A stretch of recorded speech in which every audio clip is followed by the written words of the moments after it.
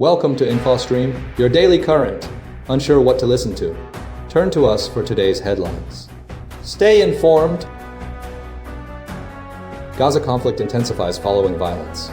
Royal turmoil impacts global news. Zelensky considers Trump-Putin summit. China's economy struggles with trade issues. Aukus Pact signals strategic realignment. Australia accuses China of military provocations. Hamas supporter investigated in Louisiana. U.S. aid suspended for Colombia. UN staff detained in Yemen. Hong Kong plane crash under investigation.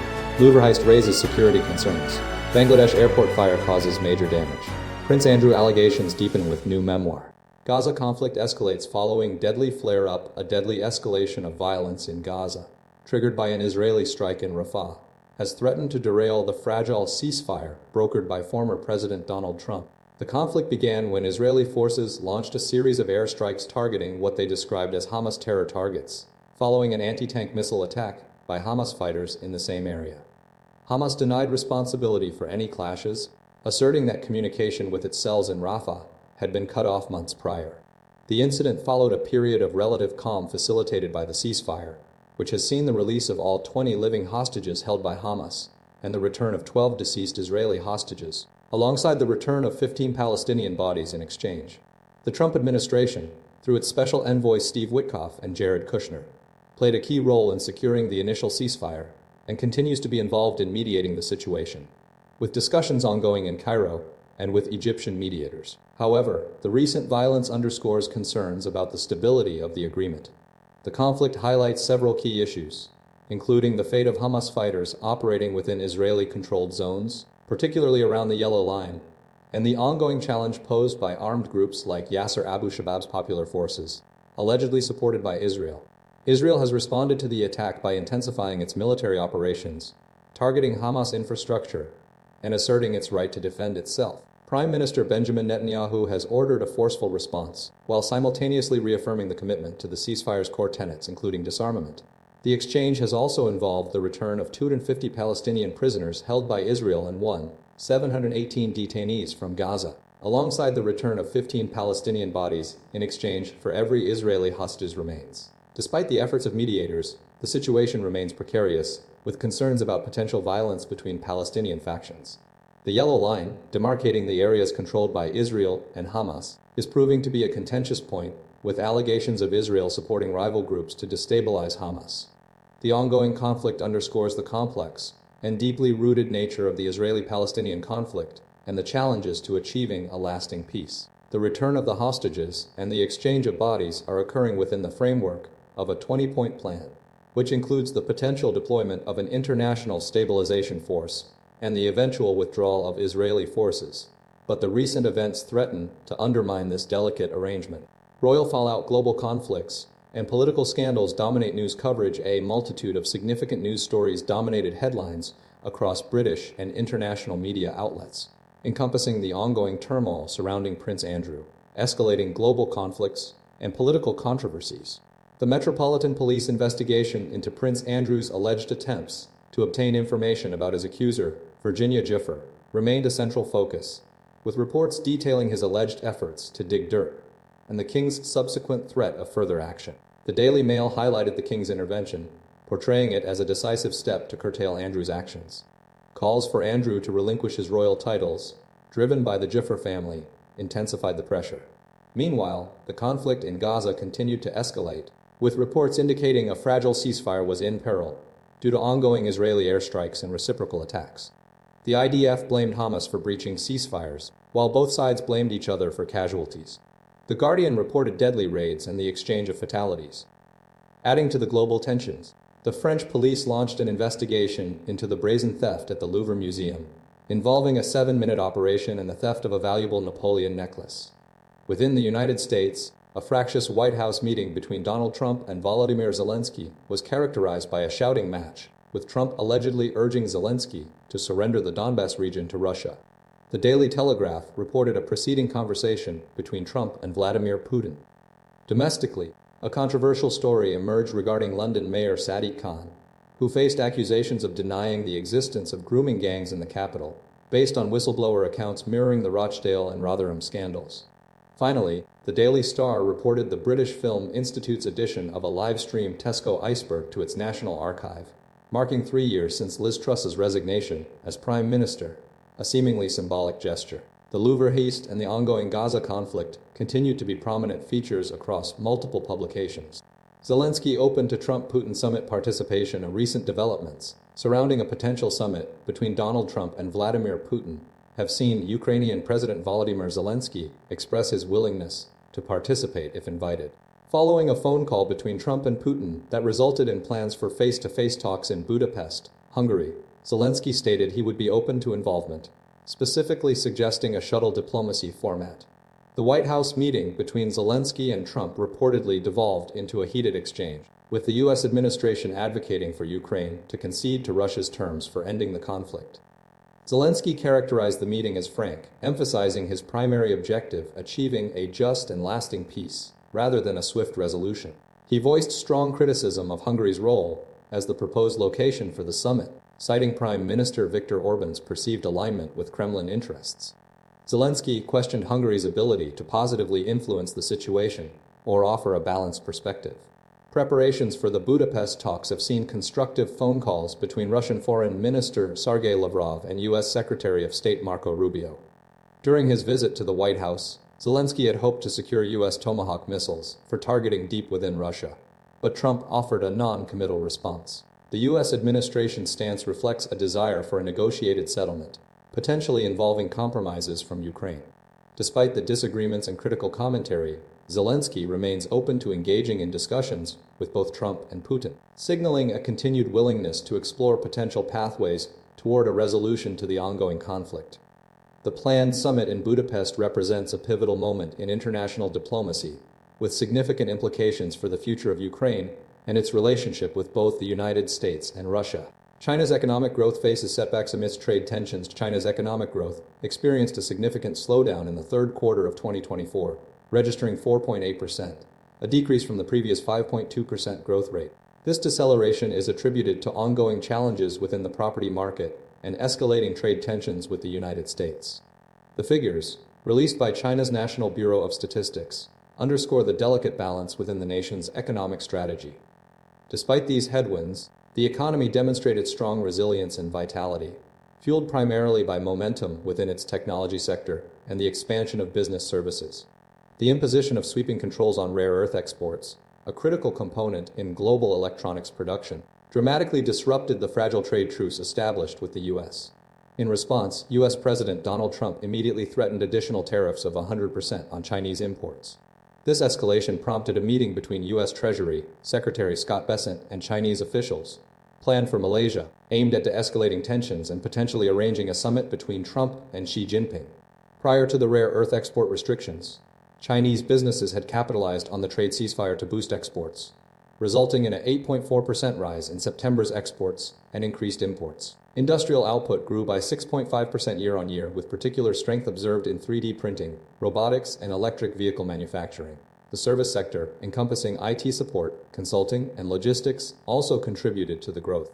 The slowdown highlights the vulnerability of China's economy to international trade disputes and the ongoing difficulties within its domestic property sector, posing a key challenge for the country's planned economic growth target of around 5% for the year. The upcoming leadership meetings are therefore crucial in addressing these concerns and charting a course for future economic stability.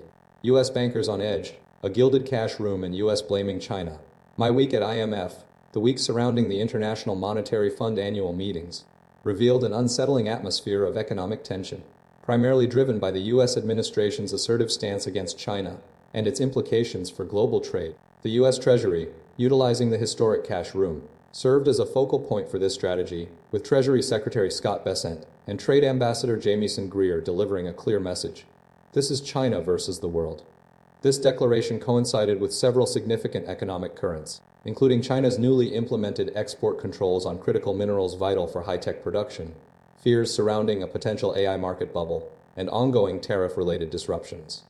The U.S. administration's actions, particularly the expansion of tariffs, were intended to reshape global trade relations, yet the initial impact was surprisingly muted due to a wealth boom fueled by tech valuations. However, this created a concerning possibility of a looming economic shock. China's strategic export controls on rare earth elements and electric vehicle battery tech were perceived as a deliberate attempt to exert economic coercion and gain control over the global technology supply chain. The U.S. response involved efforts to diversify supply chains, including reopening domestic mines and refining facilities alongside diplomatic engagement with partners like Canada. Despite these efforts, a climate of suspicion prevailed, with frustration expressed by G20 and G7 finance ministers regarding the US's seemingly indiscriminate application of tariffs. The situation mirrored a 1990s-style high-tech productivity boom, prompting comparisons to the era of Alan Greenspan and low interest rates. The potential for a similar financial disruption was a significant concern.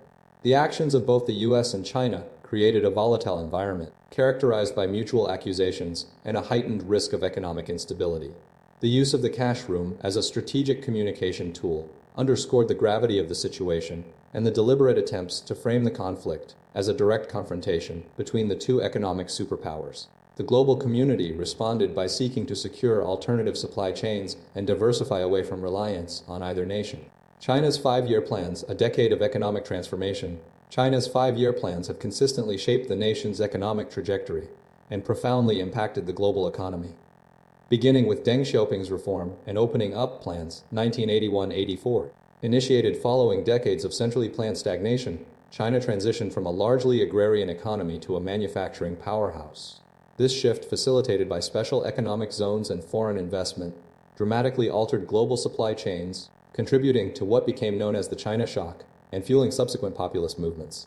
Subsequently, recognizing the middle income trap, the Communist Party implemented a strategic emerging industries, 2011 WIFTIV, prioritizing green technology like electric vehicles and solar panels, coinciding with growing international concern over climate change. This strategy solidified China's dominance in renewable energy and rare earth supply chains, a position that prompted tensions and export controls, exemplified by Donald Trump's trade policies. More recently, the High-Quality Development Strategy 2017-2025, championed by Xi Jinping, emphasizes technological self-reliance and national security. This shift is driven by success stories like TikTok and Hawaii, alongside advancements in artificial intelligence, prompting restrictions on Western technology and a renewed focus on domestic innovation. The introduction of new quality productive forces in 2023 further solidifies this strategy, prioritizing independence in key technological sectors like chip making and AI, reflecting a core tenet of Communist Party ideology. Throughout these plans, a consistent theme has been China's ambition to achieve global prominence, shifting from a reliance on external innovation to a position of self-sufficiency and technological leadership. Each iteration has been designed to address emerging challenges and reinforce China's strategic goals, demonstrating a long-term commitment to economic development and international influence. The current focus on national security and technological independence represents a culmination of this historical trajectory, signaling a sustained commitment to China's position as a global economic and technological power. Aukus Security Pact, a strategic shift at the Aukus Security Partnership, a trilateral agreement between Australia, the UK, and the US, is undergoing a review primarily due to concerns regarding alignment with the US America First policy. Valued at $176 billion over 30 years, the deal's core involves the supply of nuclear-powered attack submarines. Australia will acquire 3 second-hand Virginia-class submarines from the US, starting in 2032, with options for 2 additional vessels. Simultaneously, the nations plan to design and build a new, jointly developed nuclear submarine model, utilizing British design and technology, with construction occurring in both Britain and Australia. Australia has committed $3 billion to bolster US submarine production rates, and payments remain on schedule. Beyond submarine acquisition, Aukus's second pillar focuses on collaborative advancements in advanced military capabilities, including long-range hypersonic missiles, undersea robotics, and artificial intelligence. The primary motivation behind the agreement is to counter China's expanding influence in the Indo-Pacific region, particularly concerning tensions in disputed areas like the South China Sea. While direct references to China are absent, the alliance's formation reflects heightened regional security concerns. The deal was initially unveiled in September 2021 by Scott Morrison, Boris Johnson, and Joe Biden. Following the UK's Labour government victory, a review was conducted last year. Australia is poised to become the second nation to receive the US's nuclear propulsion technology, granting its Navy enhanced operational capabilities, including extended range and faster speeds, enabling long-range strikes. Royal Australian Navy sailors will receive training at US and UK submarine bases. The US benefits from bolstering its submarine production, while the UK gains access to advanced technology. The review is a standard process following a change in government, and despite concerns, the deal remains on track. China has strongly criticized the agreement, viewing it as escalating regional instability and an arms race. The partnership signifies a significant strategic shift aimed at addressing evolving geopolitical dynamics in the Indo-Pacific. Escalating tensions. Australia accuses China of unsafe military maneuvers. Recent encounters between Australian and Chinese military aircraft in the South China Sea have heightened tensions, with Australia accusing China of conducting unsafe and unprofessional maneuvers. Specifically, the Australian Defence Force reported that a Chinese military jet, identified as a Su-35, allegedly released flares in close proximity to an Australian P-8A patrol jet during an incident on Sunday. This action, according to Senior Colonel Li Jianjian, spokesperson for China's Southern Theater Command Air Force, constituted a serious infringement upon China's sovereignty. Australia's response involved raising concerns with Beijing regarding the incident. The Defense Department emphasized the expectation that all nations, including China, operate their militaries safely and professionally. This latest incident follows a series of previous encounters, including a flare release in February, and an accusation in May involving a Chinese fighter jet near an Australian Navy helicopter during a UN Security Council mission in the Yellow Sea. China's perspective maintains that the Australian aircraft illegally intruded into its airspace, necessitating a lawful and restrained response. The escalating disputes are rooted in China's expansive territorial claims overlapping with those of neighboring nations, primarily in the South China Sea. These confrontations occur as Australia prepares for a key diplomatic meeting with US President Donald Trump, where discussions regarding the Aukus submarine deal are anticipated. Furthermore, Australia has consistently voiced opposition to China's assertions, aligning itself with US allies in asserting the lack of legal basis for these claims.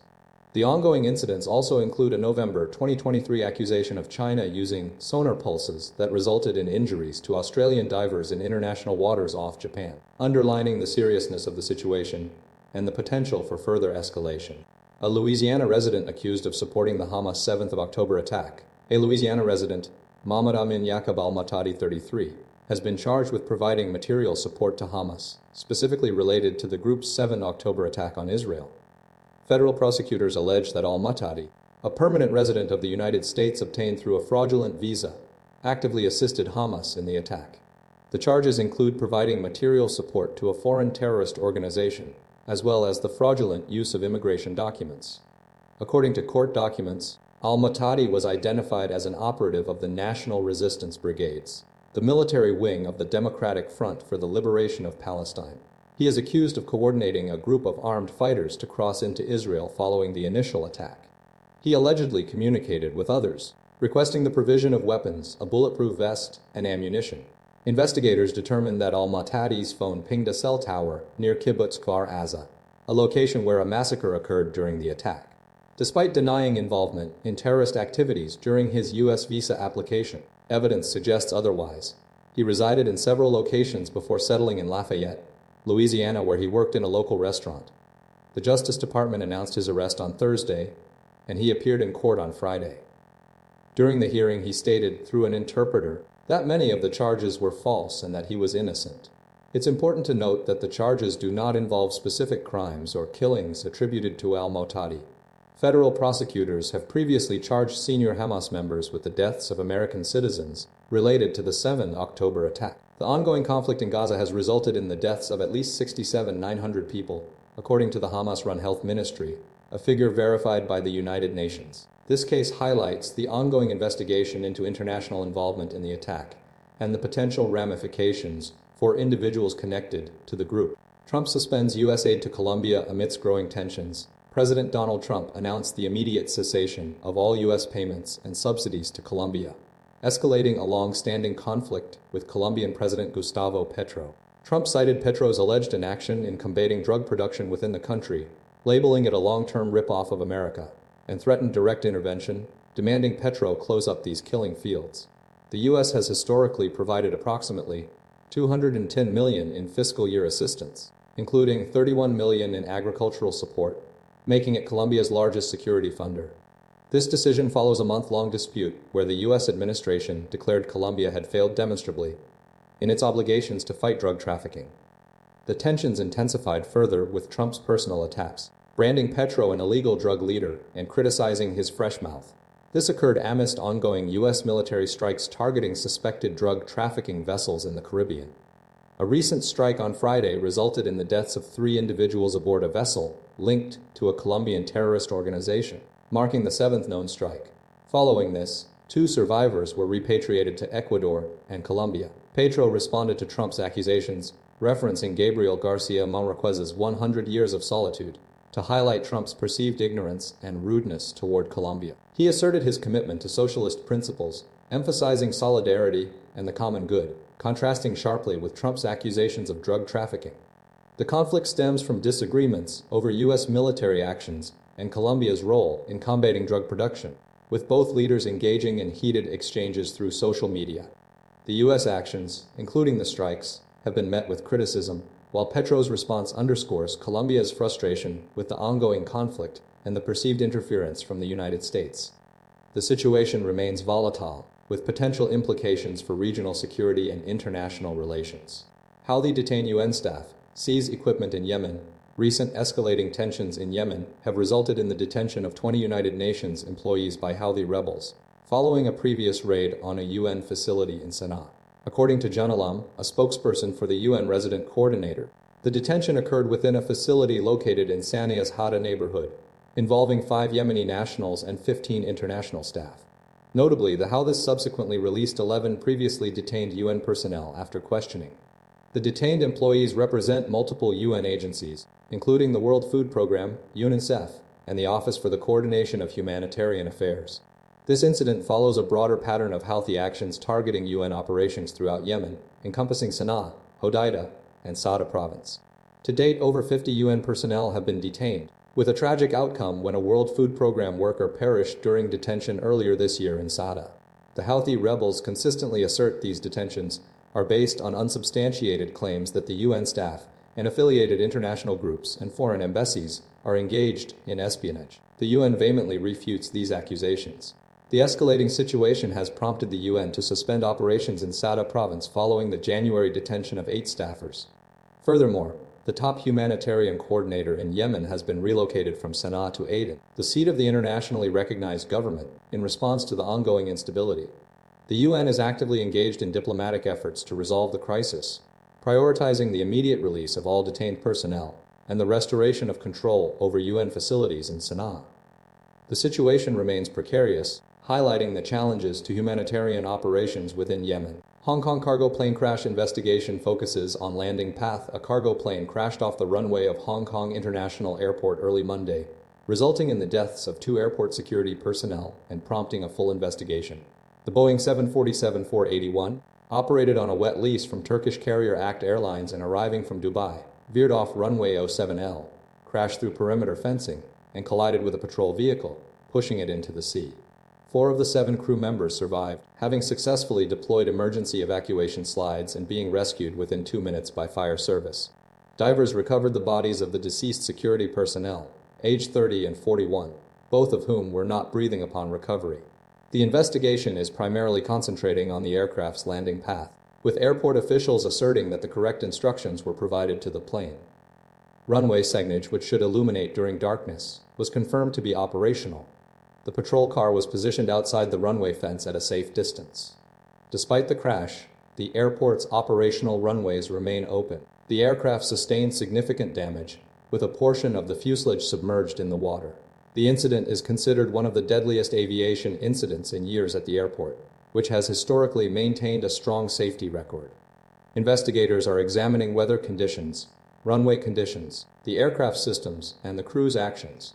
The wet lease arrangement, where Act Airlines provided the aircraft and crew, is also being scrutinized. The surviving crew members reported no cargo on board, and the incident occurred shortly after landing. The investigation is ongoing, with all aspects of the crash being thoroughly examined to determine the root cause. Louvre jewel heist security concerns and investigation intensify. A brazen robbery at the Louvre Museum in Paris has prompted a massive investigation and raised serious questions about museum security. On Sunday, thieves, utilizing a vehicle-mounted lift and cutting tools, targeted the museum's royal jewels, specifically the Galerie de Pollen, resulting in the theft of 8 items valued at an estimated $260 million. The heist, carried out between 09:30 and 09:40 local time, was executed by a group of 4 individuals, likely organized criminals, and took approximately 7 minutes. The thieves employed a sophisticated strategy, accessing the gallery via a window and systematically removing items including diadems, necklaces, and brooches belonging to French royalty, such as Empress Eugénie, Marie-Louise, and Marie-Aimée Lai. During the escape, the crown of Empress Eugénie was dropped and damaged. The stolen items, primarily from the 19th century, are considered priceless due to their historical and cultural significance, representing a significant loss for France. 60 investigators are currently working to identify and apprehend the perpetrators. The theory is that the group was commissioned by an organized crime syndicate, and the investigation is focused on analyzing CCTV footage and tracking the escape route. Museum staff acted swiftly, following protocol by contacting security forces and protecting visitors. The thieves' attempt to set fire to their vehicle was thwarted. The incident has triggered widespread political criticism, with leaders condemning the theft as an unbearable humiliation and a wound to the French soul. Concerns have been raised about the vulnerability of France's museums, particularly in light of recent thefts, including the theft of gold samples from the Natural History Museum and porcelain from a Limoges museum. The Louvre's security has been under scrutiny, and efforts are underway to reinforce protection measures. The stolen jewels are considered difficult to sell intact, and investigators believe they will likely be broken apart and sold for their individual components. The investigation continues with a focus on recovering the stolen items and bringing the perpetrators to justice. The museum remains closed while the investigation proceeds, and refunds are being offered to affected visitors. Devastating airport fire sparks $1 billion damage estimate in Bangladesh. A significant fire at Hazrat Shahjalal International Airport in Bangladesh has triggered an estimated $100 billion in damages, impacting the nation's crucial garment industry and global supply chains. The blaze, which originated in the airport's logistics section, consumed a cargo village storing a diverse range of goods including fabrics, pharmaceuticals, chemicals, and essential samples for potential buyers. The fire, lasting 27 hours to extinguish, caused injuries to approximately 35 individuals involved in containment efforts. Bangladesh, the world's second-largest apparel exporter after China, faces substantial economic repercussions. The garment sector contributes roughly $40 billion annually to the country's gross domestic product, highlighting the vulnerability of this industry. The loss of essential samples, as noted by Inamul Haqqan, Senior Vice President of the Bangladesh Garment Manufacturers and Exporters Association, represents a critical setback for businesses seeking to secure new international partnerships. The airport's cargo village is a major logistics hub, particularly during peak seasons like the pre-Christmas rush. The disruption to operations has forced a temporary suspension of flights and severely impacted the flow of goods. The International Air Express Association of Bangladesh also corroborated the $1 billion damage estimate. Investigations into the precise cause of the fire are ongoing. The scale of the devastation underscores the fragility of Bangladesh's export-oriented economy and the potential for significant long-term consequences for businesses reliant on the airport's logistical capabilities. The incident serves as a stark reminder of the risks associated with handling large volumes of goods within a critical transportation hub. The immediate impact will be felt across numerous sectors, potentially delaying shipments and impacting global retail supply chains. Giuffre Memoir reveals further Prince Andrew allegations, Intensifies Scrutiny, and Virginia Giuffre's posthumously released memoir, Nobody's Girl, details further allegations against Prince Andrew, revealing he engaged in multiple sexual encounters with her, including 3 with Epstein and Maxwell, and a 3rd at Epstein's Island. The book paints a picture of a network of abuse orchestrated by Jeffrey Epstein and Ghislaine Maxwell, involving numerous young women, many under 18, who were often treated as childlike and subjected to humiliation, physical harm, and exploitation. Giuffre recounts her fear of becoming a sex slave and describes instances of choking, beating, and bloodied injuries inflicted by Epstein. The memoir sheds light on Giuffre's 2022 out-of-court settlement with Prince Andrew, secured after a 1-year gag order. She alleges the settlement was motivated by a desire to protect the Queen's Platinum Jubilee from further tarnishing. The book also reveals Prince Andrew attempted to obtain personal information about Giuffre through his protection officer, sparking a police investigation following a Mail on Sunday report. Following the release of the memoir, Prince Andrew voluntarily relinquished his royal titles Duke of York and membership of the Order of the Garter. citing the intense media scrutiny and its impact on the monarchy. Calls for the permanent removal of his titles continue, with MPs arguing for a simple clause to enable the government to act. The Metropolitan Police are actively investigating the alleged information gathering by Prince Andrew through his protection officer, focusing on potential breaches of data protection laws and allegations of malfeasance. A royal source indicates no immediate plans to remove the prince's title, highlighting the distraction caused by the ongoing media attention surrounding the case. Prince Andrew has repeatedly denied any sexual contact with Giuffre, and Buckingham Palace has not issued a comment. The release of the memoir intensifies scrutiny of Prince Andrew and the broader network of individuals involved in Epstein's alleged sex trafficking activities.